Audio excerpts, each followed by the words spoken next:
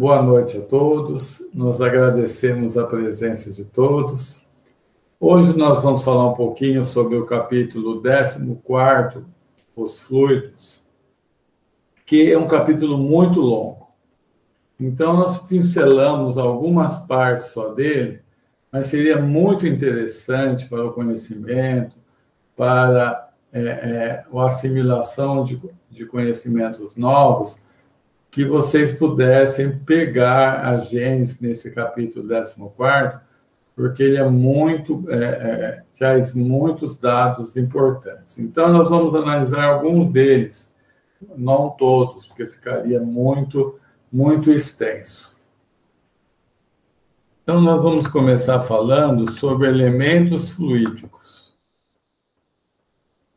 O fluido cósmico universal é a matéria elementar primitiva, da qual as modificações e transformações constituem a inumerável variedade de corpos na natureza. Então, do lado material, há esse fluido cósmico universal que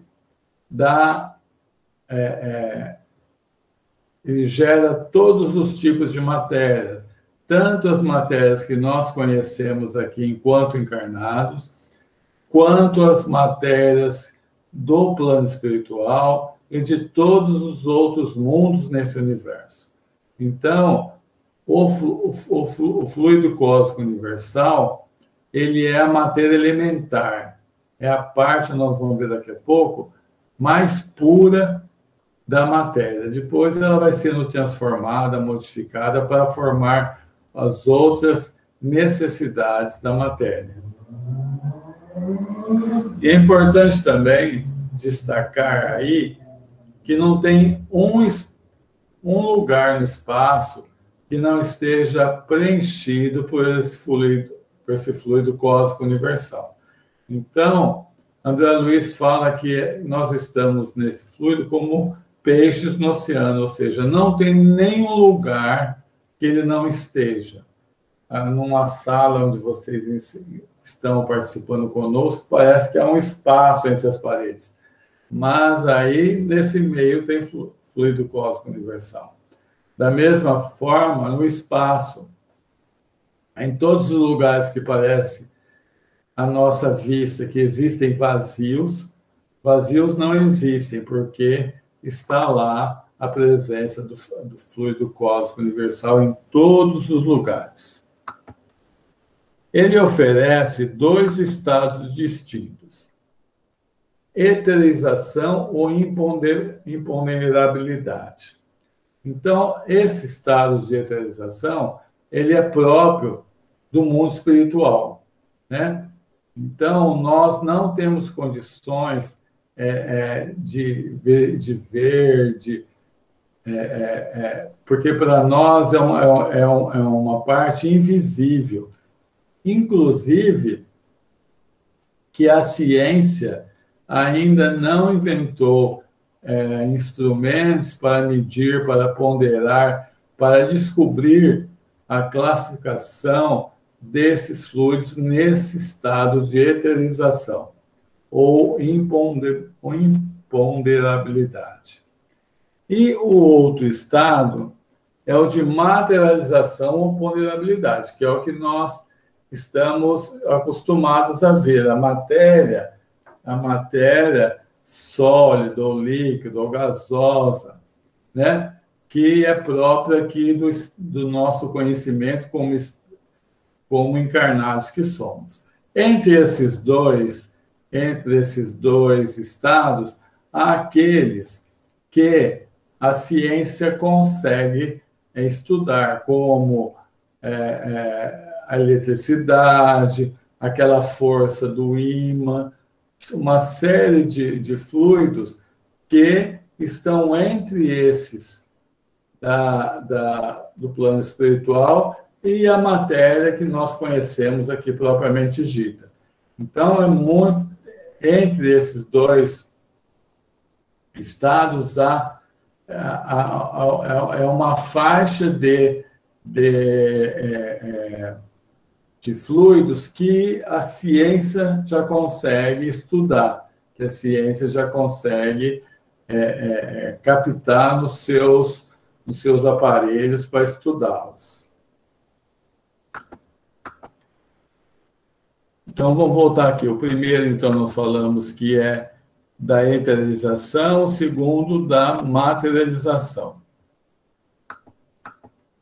Ao segundo, pertence o mundo visível, e aos primeiros, o mundo invisível, ou seja, o mundo espiritual. Uns chamados fenômenos materiais são da alçada da ciência. A ciência estuda muito, né? A gente vê hoje o estudo que se fazem das ondas, dos raios, e todos esses instrumentos que a gente passa para fazer exames assim mais aperfeiçoados, são desse conhecimento que a ciência já tem de fluidos bastante etéreos, mas ainda diferentes desses fluidos do estado espiritual. E os outros, chamados de fenômenos espirituais ou psíquicos, porque se ligam mais especialmente à existência dos espíritos, estão nas atribuições do espiritismo. Um dia, tomara que não demore tanto, a ciência também vai conseguir estudá-los. E vai ser um progresso muito grande para a humanidade. Nós já sempre falamos isso. O dia que a ciência descobrir o perispírito e poder trabalhar o perispírito, você pensou o progresso que vai ser? Em vez de nós ficarmos cortando a pessoa e trabalhamos o corpo material, ela passará a trabalhar diretamente no corpo espiritual e, consequentemente, tratando do corpo material também. Será um progresso muito grande isso. Como a vida espiritual e corpórea estão em contato constante, os fenômenos se apresentam frequentemente, simultaneamente. Ou seja, antes de falar sobre isso, tem uma questão assim, que muitas vezes esses fluidos do plano espiritual a gente chama de fluidos espirituais. Mas o Kardec mesmo fala que essa nomenclatura não é correta, porque de espiritual no universo tem só o espírito e o princípio espiritual. Então, quando a gente está tratando desses fluidos, a gente tem que pensar assim, os fluidos que os espíritos no plano espiritual utilizam, né? Então, como a vida espiritual e corpórea estão em contato constante, os fenômenos se apresentam frequentemente, simultaneamente. Então, ao mesmo tempo que estão ocorrendo os fenômenos aqui da matéria, também há a presença desses fluidos que são trabalhados no plano espiritual agindo. A gente vai ver isso muito lá na frente no processo de cura. Muitas vezes no processo de cura, então, há uma interação entre esse fluido que é próprio do mundo espiritual na matéria propriamente dita. E em outros tantos fenômenos que existem. Nós já estudamos isso, que os fenômenos de chuva, fenômenos de furacão, eles são feitos por espíritos, né, elementares, coordenados por um espírito bem mais avançado. Esses fenômenos atmosféricos, eles têm a presença também, porque como que os espíritos elementares vão trabalhar? Através do fluido lá do plano espiritual, que eles trabalham as moléculas da água ali, transportando as nuvens de um lado para o outro, ou coisas assim. Então, é constante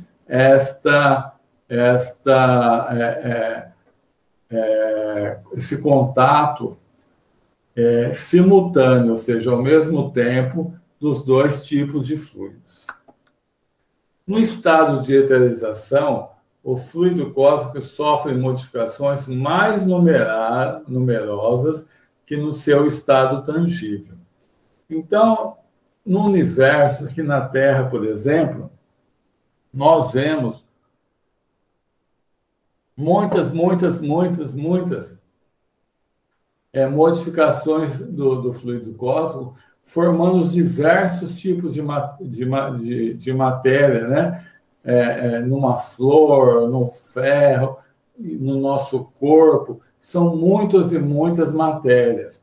Mas Kardec coloca que no estado de eterização, ou seja, no plano espiritual, esse número de modificações é muito mais numeroso.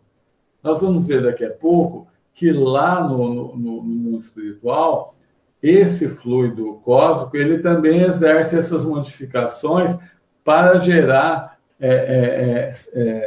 objetos, para gerar um campo, para gerar uma árvore.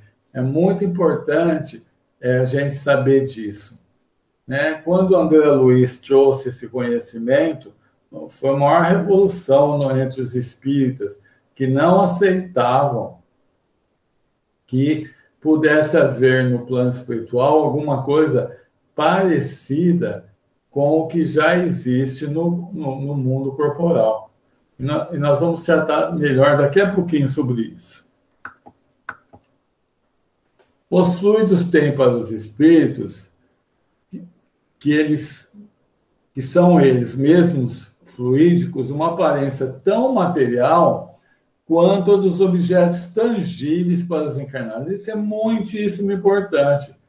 E as obras de André Luiz e o filme também trouxe essa ajuda da gente perceber que no plano espiritual tem lagos, tem terra, tem situações que o espírito vai sentir a terra como terra, o chão como chão.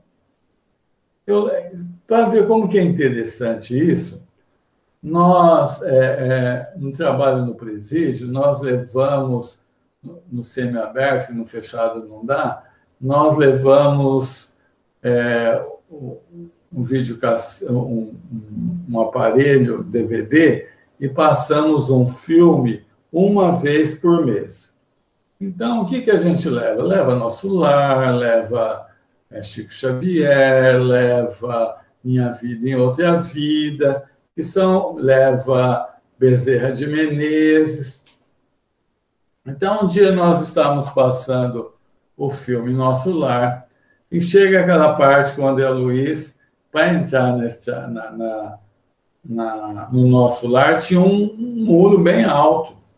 E ele espera que se abra aquela porta para ele passar. Nisso, um dos nossos companheiros ali do presídio vira para mim e falou: mas Edson, você não falou que os espíritos conseguem atravessar as paredes? Como que ele não atravessou? Então, eu fui explicar para ele que são diferentes as matérias, né? Aqui, essa matéria do plano carnal, ele passa mesmo, se ele souber que pode passar. Mas no plano espiritual, a matéria ali pode bloqueá-lo, porque é um outro tipo de fluido. É o mesmo fluido cósmico, mas com uma outra contextura própria do plano espiritual. Então, é muito importante nós pensarmos isso, porque quando a gente vê o Nosso Lar, né, tá lá, você vê uma cidade com prédios, com uma série de obras que nós não vemos e parecia para muitos espíritas até, ser impossível existir uma situação dessa entre aqui a Terra e a parte superior aqui da Terra, né? Então, é importante, esses dias até eu vi uma discussão sobre isso num dos grupos de WhatsApp, que muitas vezes a gente vê pessoas até bastante antigas que não acreditam ainda naquilo que está na obra de André Luiz. Porque eles acham que do lado de lá é só a parte de espírito mesmo, não tem nenhuma forma de matéria. E o próprio Kardec, na Gênese, vem falar diferente. Então, André Luiz não veio trazer nada do que Kardec já não tinha falado. Na verdade, ele só veio mostrar com exemplos o que Kardec acabou de falar aí, ó. Os fluidos têm para o espírito, que são eles mesmos fluidos, né? O corpo espiritual é fluídico, uma aparência tão material quanto a dos objetos tangíveis para os encarnados. E isso ocorre principalmente no momento da morte, não é? No momento da morte, muitas vezes o espírito se olha, ele vai estar com o corpo espiritual, o perispírito. Ele se vê com braço, com perna, com olhos, com tudo. Ele se acredita vivo. Na verdade, vivo ele está. Ele se acredita encarnado ainda. Porque se ele for pegar com uma mão, pegar a outra, ele vai sentir a mão. Não é uma coisa que ele faça assim, que põe a mão no braço e passa para o outro lado. Não. Então, é muito importante nós termos esse conhecimento alicerçado. O ponto de partida do fluido universal é o grau de pureza absoluto, de que nada pode nos dar uma ideia. Então, Kardec fala assim, ó, o fluido cósmico universal, no seu estado mais puro, nós não temos nem condição de imaginar como seja. E o ponto oposto, ou seja, do outro lado da escala, é a sua transformação em matéria mesmo, tangível, aqui no mundo carnal. Mas entre esse estado e outro, são muitos estados diferentes. Então, vai começar lá desse fluido cósmico universal, que é a menor partícula existente da matéria, que é a mais pura de todas, e ele vai se desenvolvendo através da combinação, através da condensação, das forças, de um monte de forma, para formar outras matérias, tanto aquelas do plano espiritual, quanto aqui do plano carnal. Formação e propriedades do perispírito. O perispírito é um dos produtos mais importantes do fluido cósmico. É uma condensação desse fluido ao redor de um foco de inteligência ou alma. Então, todos nós sabemos que nós sempre vamos estar acompanhados desse fluido, desse perispírito, tanto encarnados quanto desencarnados, né? Então, ele está como está ali, ó, é uma condensação desse fluido cósmico ao redor de um foco de inteligência, ou seja, ao redor do espírito, que ele, através do seu corpo mental, dá forma ao corpo espiritual, que, por consequência, vai dar a forma ao nosso corpo material. Os espíritos aurem o seu perispírito de fluidos existentes no mundo em que se encontram. Então, se vier, por exemplo, um espírito de um outro mundo aqui para a Terra em missão, ao entrar na Terra, o seu espírito vai ser formado pelo fluido cósmico universal próprio da Terra. Então, aquele corpo espiritual que ele tinha no mundo mais avançado não vai dar condições dele viver aqui nessa Terra. Logicamente, esses espíritos bem mais evoluídos, eles vão pegar do fluido cósmico universal a parte mais quintessenciada, mais etérea, mais brilhante.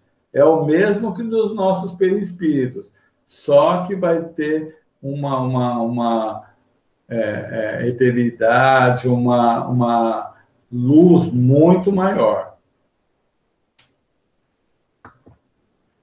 A natureza do envoltório fluídico está sempre em relação com o grau de adiantamento moral do espírito. Quanto mais nós vamos progredindo, mais nós vamos modificando o nosso corpo espiritual. Ele vai ficando mais brilhante, mais etéreo.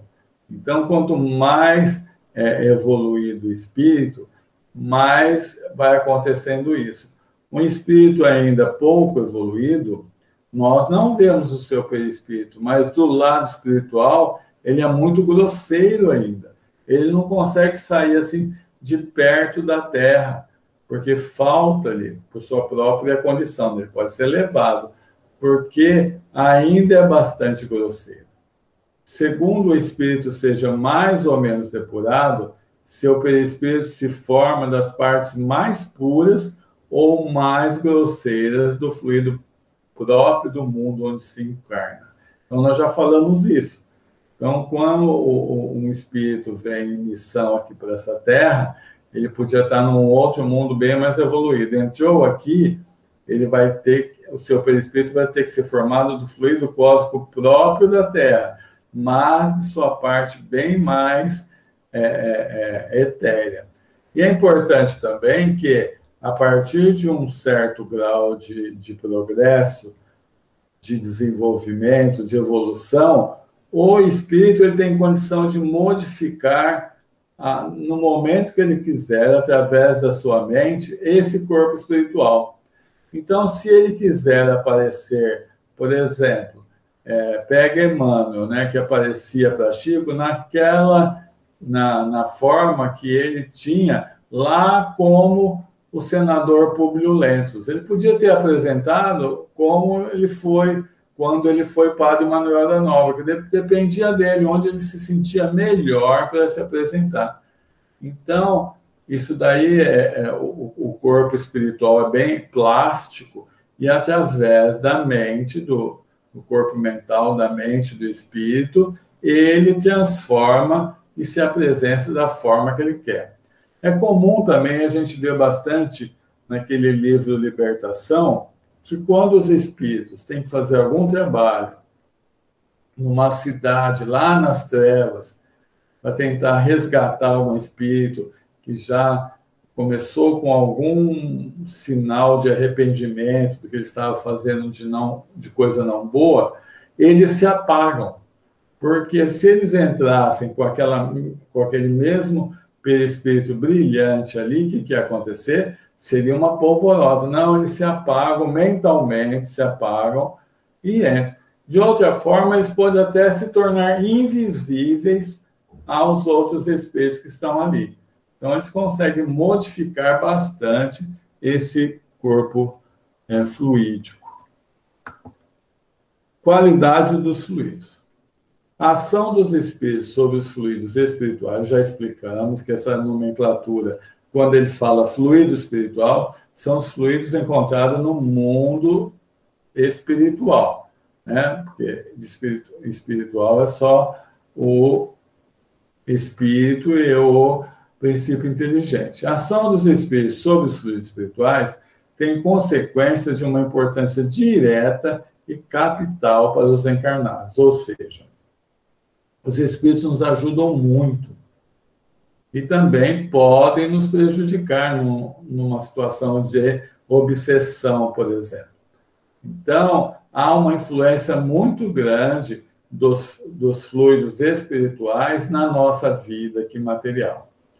Os fluidos são veículos do pensamento, e o pensamento pode lhes modificar as propriedades, pois estarão impregnados das qualidades boas ou más dos pensamentos que os colocam em vibração. Então, olha que está ali, os fluidos são o veículo do pensamento. Os nossos pensamentos de amor, os nossos pensamentos positivos, né? Então, nós vamos ver daqui a pouco que o fluido é uma coisa neutra ali. O nosso pensamento, o nosso sentimento é que vai dar qualidade a ele. Então, quando nós estamos mal, quando nós estamos com inveja, com ódio, com ciúme, com orgulho, os próprios pensamentos nossos vão tornar aqueles fluidos que estão junto conosco fluidos bastante e pode danificar até o nosso corpo material. Então, depende de nós conservarmos ao nosso lado esses fluidos bons ou maus.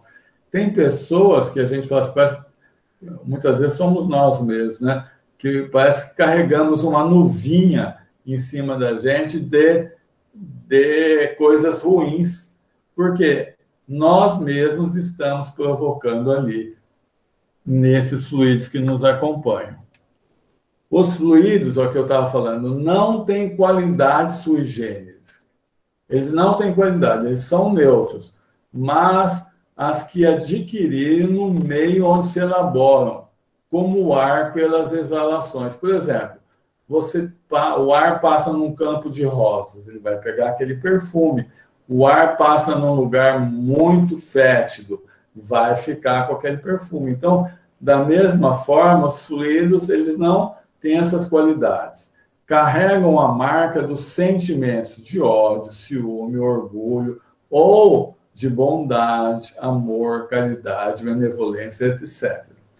Sobre o aspecto físico, eles são excitantes, calmantes, tóxicos, reparadores, etc. Então, a nossa mente, e é muito comum isso a gente ver numa família que tem crianças, porque a criança é muito mais sensível, né? Então, se os pais se desarmonizam, aquela desarmonia vai afetar aqueles fluidos próprios daquela casa. E a criança, por ser sensível, adoece rapidamente. É muito comum a gente ver isso. Quando os cônjuges começam a atritar-se, a primeira que vai ficar doente é a criança.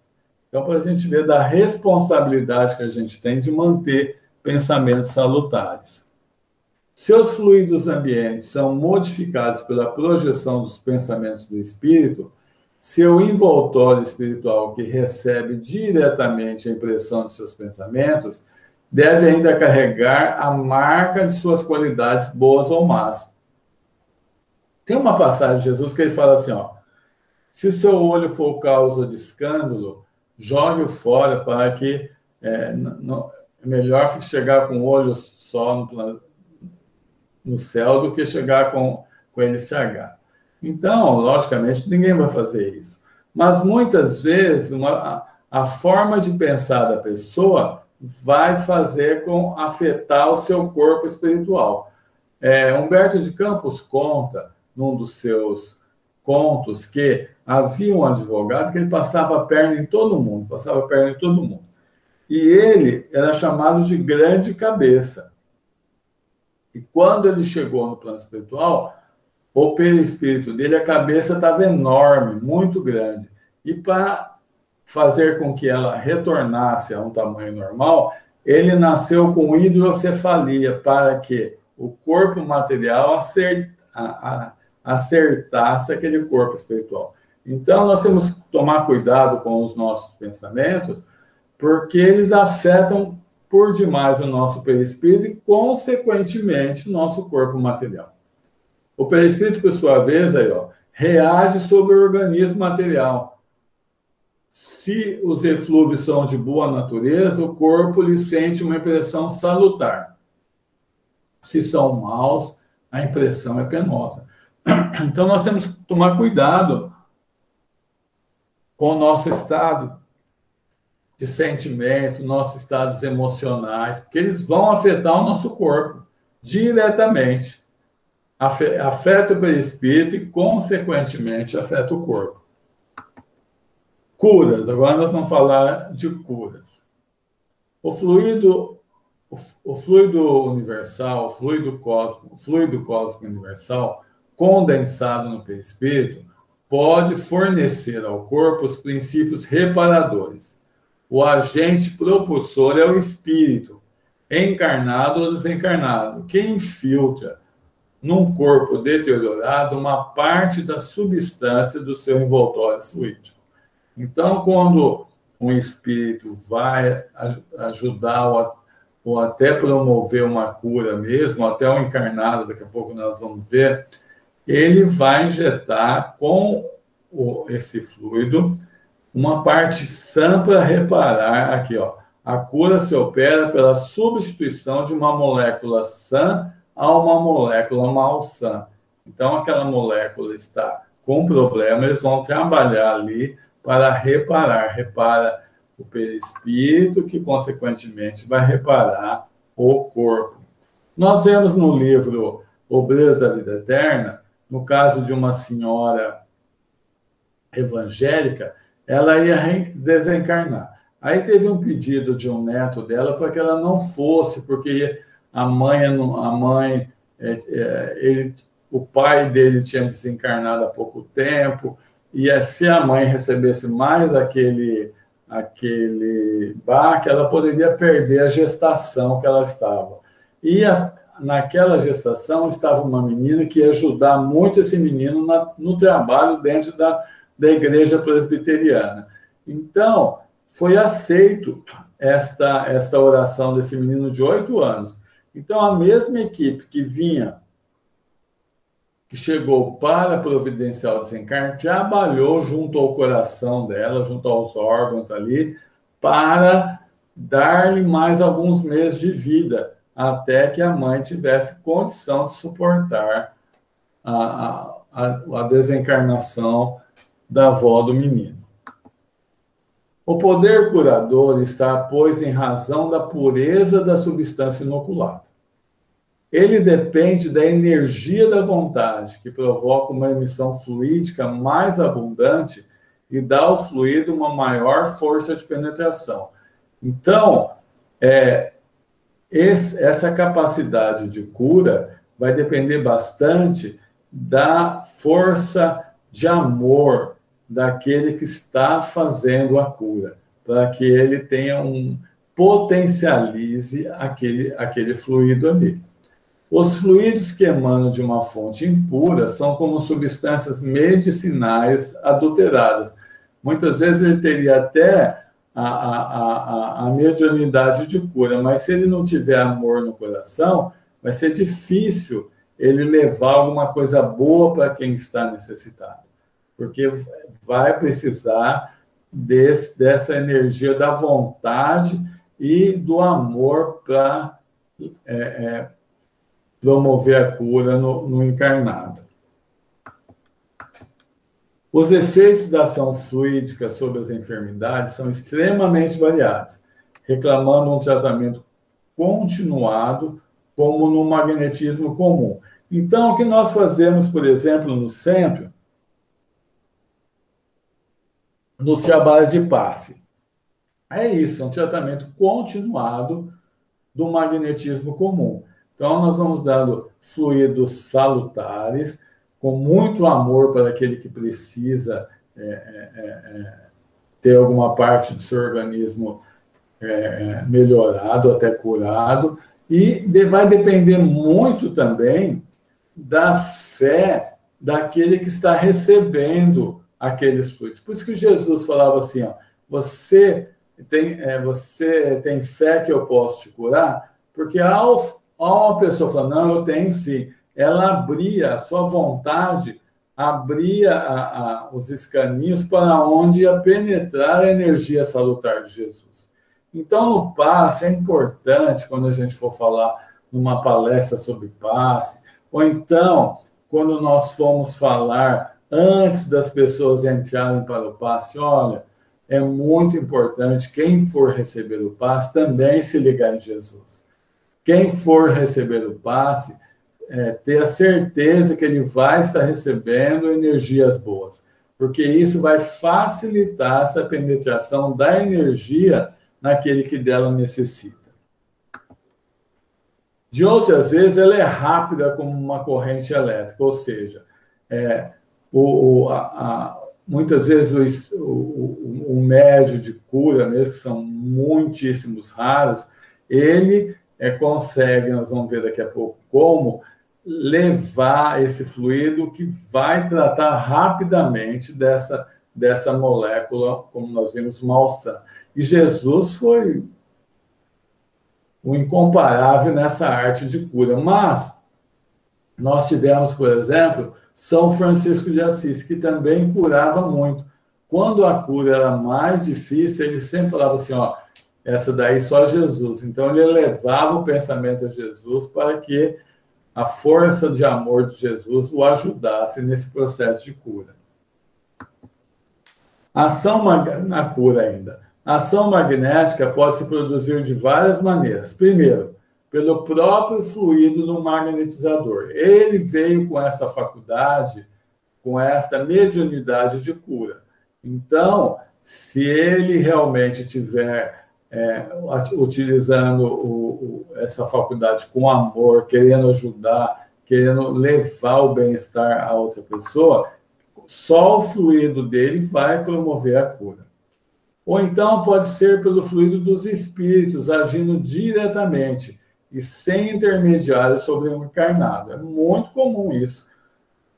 Tem um dos livros do André Luiz que ele mostra eles trabalhando isso numa reunião mediúnica. As pessoas chegavam lá encarnadas para serem tratados e eram ajudados com os fluidos dos próprios espíritos. Interessante que numa dessas vezes, na hora que eles foram aplicar o fluido de cura, alguém falou, olha, ele já recebeu 10 vezes já. Então, o diretor falou, não, então nós só vamos aliviar. Porque estar curando ele dessa doença não está adiantando nada. Porque ele continua dentro do comportamento desequilibrado. Porque é importante a gente saber, lembrar sempre que a doença não é um mal. Geralmente, ela é um aviso de que nós estamos trilhando um caminho não bom. E pelos fluidos que os espíritos despejam sobre o magnetizador, e ao qual esse serve de condutor. É o que ocorre no caso do médium de cura, mas também ocorre no caso de quando nós estamos transmitindo um passe. No passe, nós estivemos trabalhando com bastante amor, com bastante desejo, uma vontade grande de ajudar a pessoa, nós estamos transmitindo a nossa parte de fluidos, mas, ao mesmo tempo, nós estamos recebendo do plano espiritual uma gama de fluidos salutares que aquela pessoa precisa. Então, nós trabalhamos das duas formas. Agora, se eu vou dar passo pensando em outra coisa, preocupado, além de eu não passar o meu bloqueio do espírito, aí eu não vou estar ajudando o que aquela pessoa que está ali precisa. A faculdade de curar por influência fluídica é muito comum e pode se desenvolver pelo exercício, ou seja, quanto mais eu for me acostumando a me concentrar no passe, a dar muito de amor, o sentimento é tudo nisso. Quanto mais eu vou ficando mais apto a levar essa questão do ajudar a saúde da pessoa que está ali esperando. Porque é como se eu fosse deixando aberto os escaninhos do meu perispírito, que a minha mente se contactasse mais facilmente com os espíritos que estão ali para nos ajudar. Mas a de curar instantaneamente pela imposição das mãos é mais rara. Entretanto, foram vistos em diversas épocas e em quase todos os povos indivíduos que possuíam um engano eminente. Então, ela existe, mas é bastante rara. Obsessões. Vamos tratar porque nós estamos tratando de fluido também, né? Os maus espíritos pululam ao redor da Terra, em consequência da inferioridade moral de seus habitantes. Sua ação malfazeja faz parte dos flagelos das quais a humanidade está exposta neste mundo. Tem um dos livros de Emmanuel, que eu não lembro qual que perguntam a ele por que Deus permite que haja espírito obsessor, né?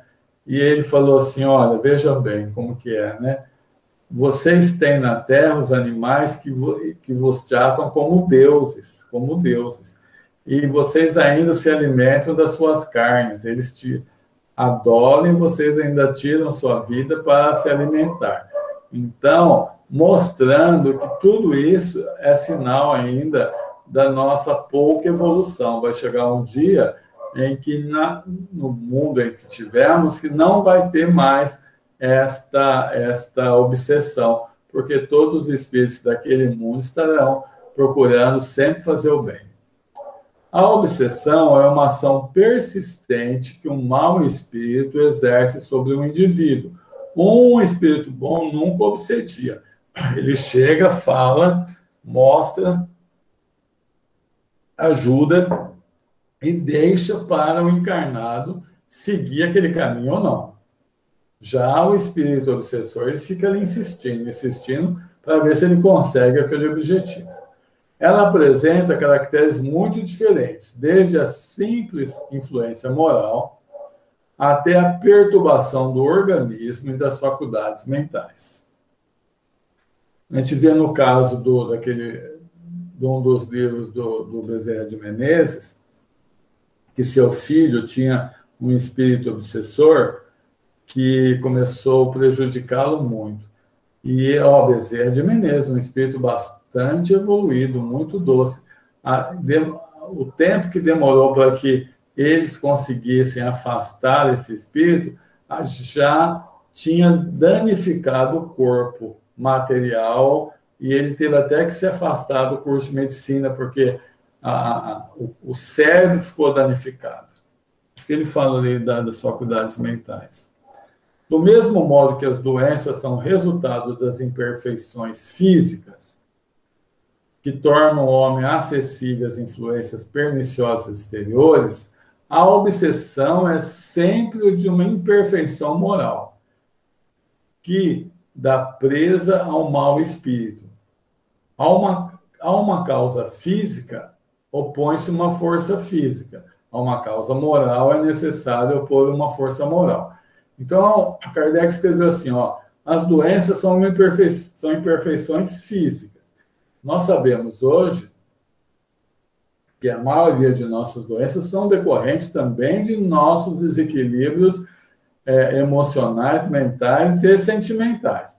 Mas, nessa comparação aí, quando você está doente, você vai no médico, ele te dá um remédio para, se tiver com pneumonia, ele tem que dar um antibiótico para eliminar aquelas bactérias que estão gerando, ou não sei se é bactéria ou outro organismo, que gera a pneumonia. Mas, no caso da obsessão, a causa é moral. Então, somente através de uma força moral vai conseguir se opor àquela obsessão. Para se preservar das doenças, fortifique-se o corpo. Para se garantir da obsessão, é necessário fortificar a alma.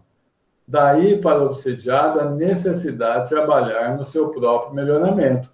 Então, qualquer trabalho de obsessão tem duas pontes, tem dois fatores a serem trabalhados. Mas o principal é a melhoria, é a transformação moral do obsediado. Porque, como Jesus falou numa das suas falas, não adianta você tirar um demônio, se a pessoa não mudar, vem 7, né? Ou seja, se vai ser, vamos dizer, uma pessoa está lá com um processo obsessivo, leva-se o nome dela a uma reunião mediúnica. O espírito é levado lá, ele é antes bem trabalhado pela equipe espiritual, depois é levado para aquela reunião, os orientadores cuidarem disso.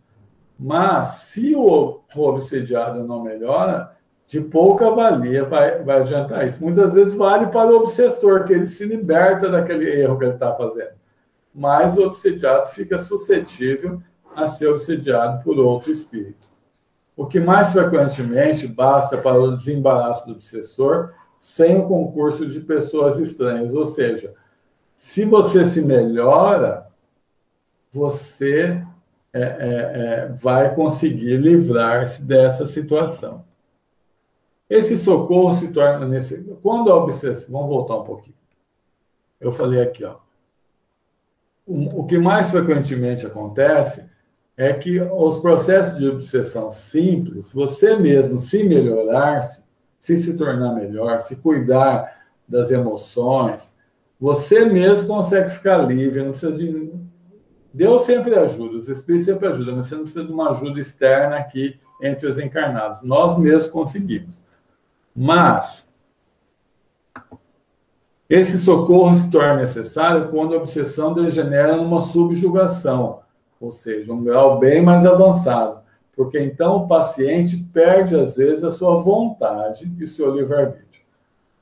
No caso de obsessão grave, o obsediado está como envolvido, impregnado com um fluido pernicioso, o que neutraliza a ação dos fluidos salutares e os repele.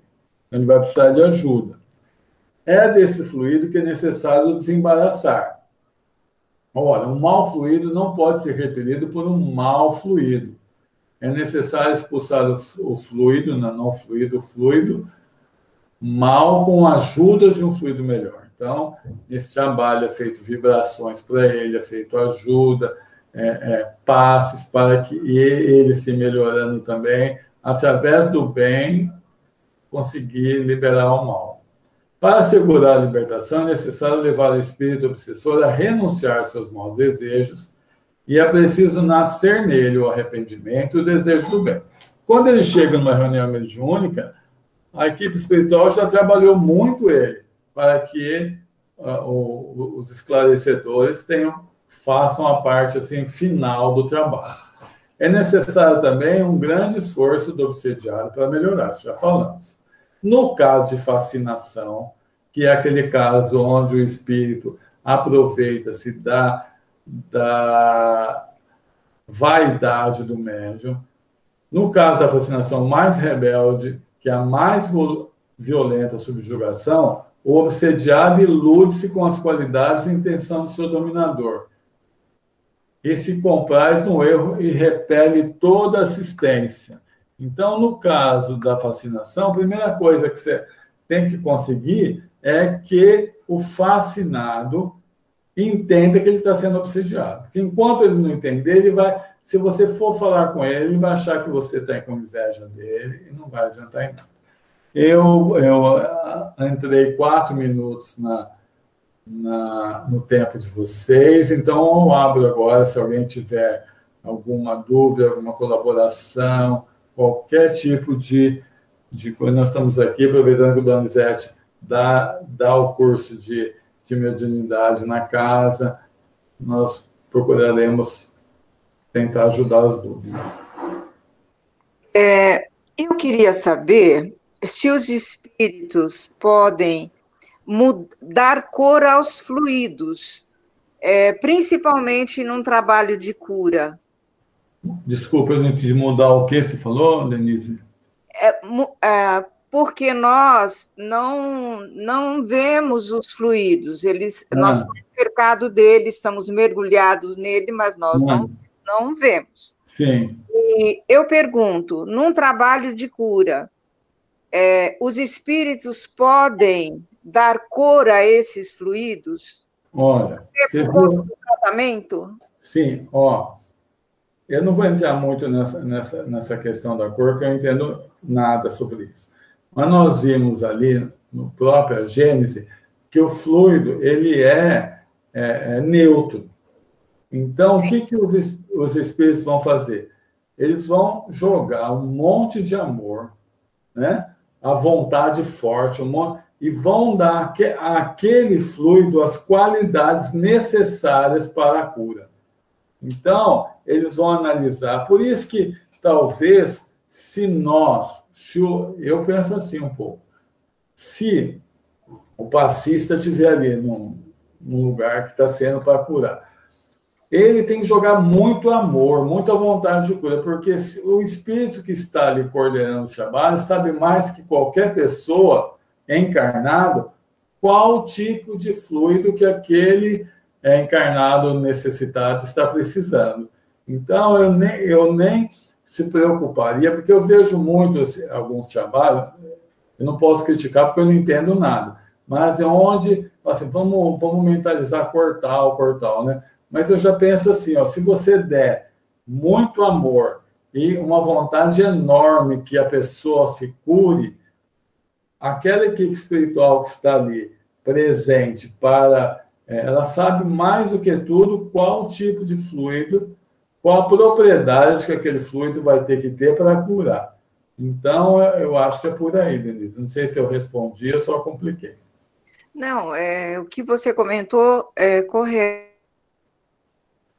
Muitas vezes, durante uma sessão, numa sessão mediúnica, é solicitado que vibre tal cor e tal. Eu acho que você esclareceu bem isso, quer dizer, mas às vezes vem esse recado para a gente, como médium, que peça que mentalize a cor tal e tal. Tá. É porque, sabe, eu estou perguntando isso, Edson, porque eu tive uma experiência de cura muito interessante e na verdade, está dentro daquelas três questões que você colocou na cura, né?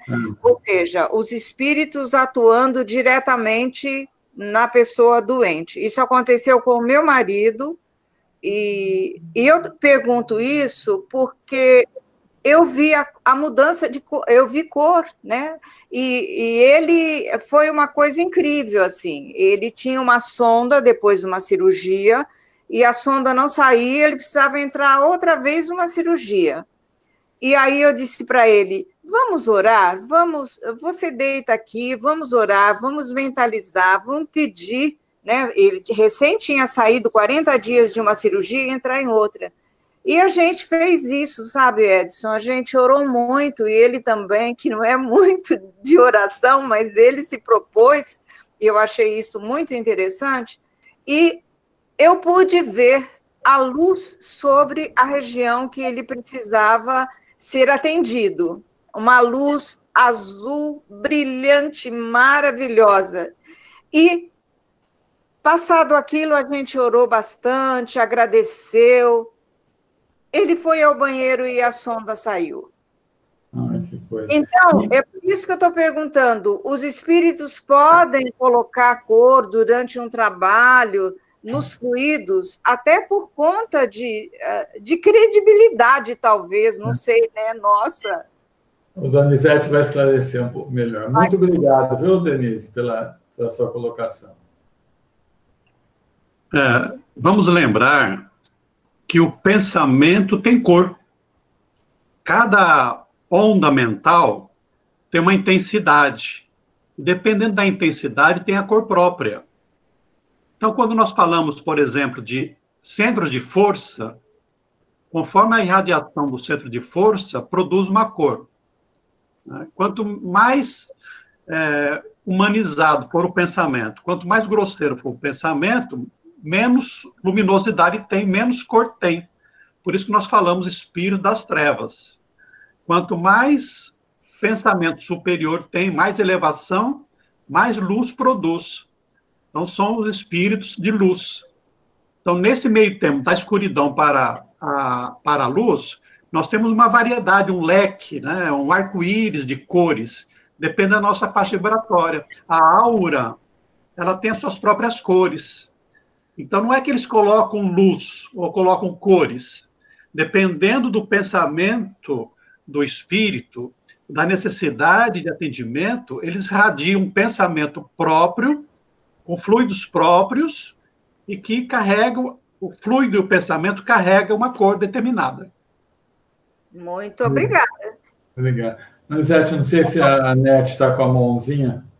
Só para complementar, como você disse, Edson, não adianta nós mentalizarmos uma cor. Eu posso mentalizar uma cor, mas pensando no meu vestido que eu vou sair amanhã. Né? Então, o que é que eu preciso pensar? Ter pensamentos amorosos, elevados. E aí nós vamos produzir naturalmente uma vibração, um pensamento superior. Muito obrigada. A mãozinha da Denise, mas a Anete abriu o microfone. Pode falar, eu abri o microfone para falar que eu não levantei a mãozinha. Eu estou fechando. Mas, olha, uma coisa muito importante. Eu participo de uma reunião de vibração na comunidade que foi criada pela Lídia. Meia parte é estudo, meia parte é vibração, em 96, quer dizer, já faz 24 anos. E no começo eu sou uma pessoa de pouca fé. Eu vibrava, tal, mas eu vou falar para você, eu não acreditava muito, não. Aí um dia, eu passando perto da casa da minha mãe, um senhor veio reclamar comigo que o filho estava com alcoolista, perdeu a família. Eu falei, ó, dá o nome dele que eu vou levar para a vibração. Eu levei, sem fé nenhuma. Passou uns 2 meses, eu estava passando, ele veio correndo atrás de mim. Edson. Oi, fala. Ó, adiantou, parou de beber. Dá para você continuar vibrando para ir arrumar um emprego? Então, a fé ajuda demais, porque ela vai potencializar, aqui, por exemplo, no caso que você falou, Denise, quando a pessoa está dando dos seus próprios fluidos, né? A pessoa está dando um passo, tem a parte dela. Então, naquele momento que o passista entrou lá na sala do passe, ele tem que, o máximo possível, se desligar de tudo e se ligar ao amor de Deus, ao amor de Jesus. E dar o melhor dele, mas com uma certeza que aquilo vai fazer bem, porque aí fica bem mais fácil. Então, se ninguém mais tem nenhuma pergunta, eu vou voltar para o Muito obrigada. Eu obrigada. Esclareceu. Eu vou agradecer pela atenção e pela participação de todos e volto agora, Donizete.